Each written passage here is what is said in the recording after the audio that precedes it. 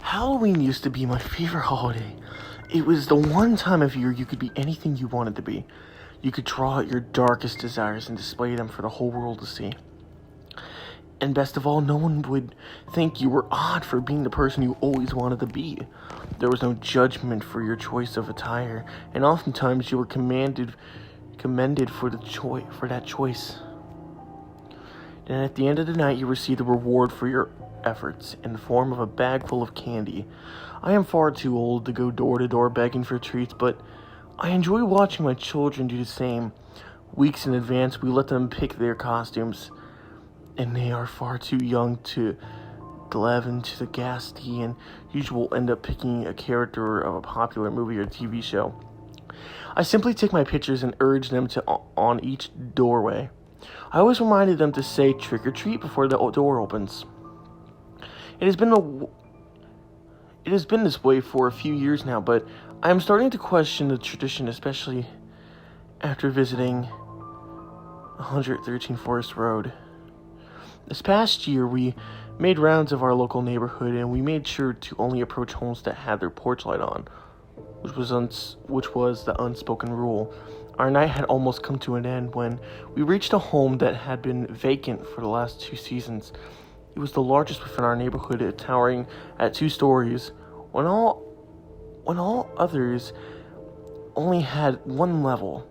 It was a large brick Victorian monstrosity that may have once been beautiful, but the landscape had long needed work.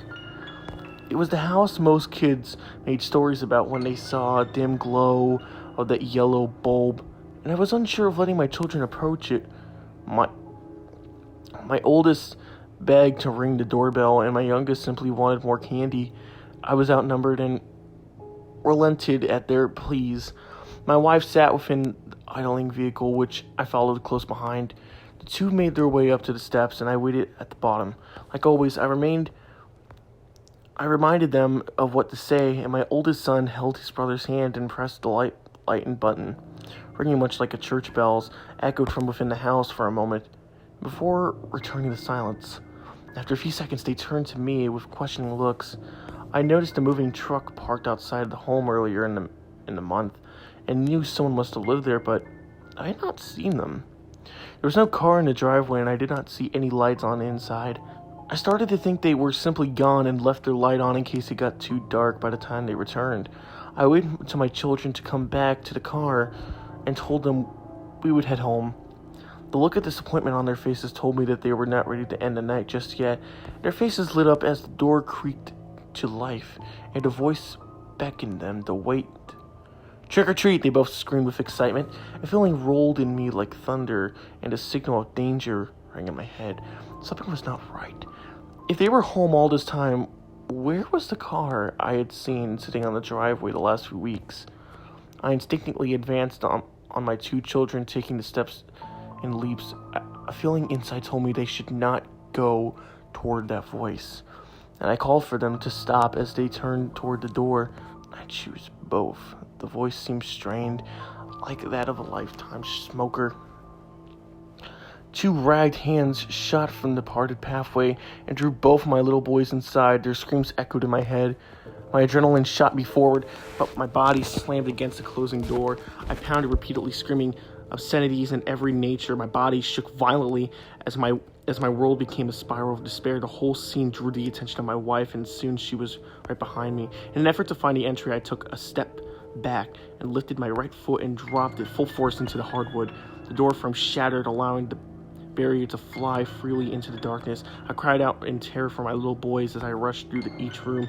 My entire reason for living had been snatched up as an instant, as I had been too late to stop it. When the house had been searched completely with no results, my wife phoned the authorities through wails of agony. We both held each other until sirens lit up in a tiny neighborhood.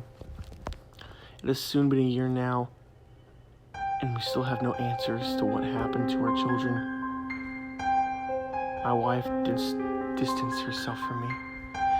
I'm sure she blames me for what happened. I don't fault her for that. I blame myself as well. If I had not let them go to the door or listened to my feelings sooner, they would both still be here. Halloween is no longer a time of fun for us, but a reminder of our mistakes. I don't even leave my house on that night, and even the sight of a pumpkin makes me tears streams down my face. The drive home from work is especially hard.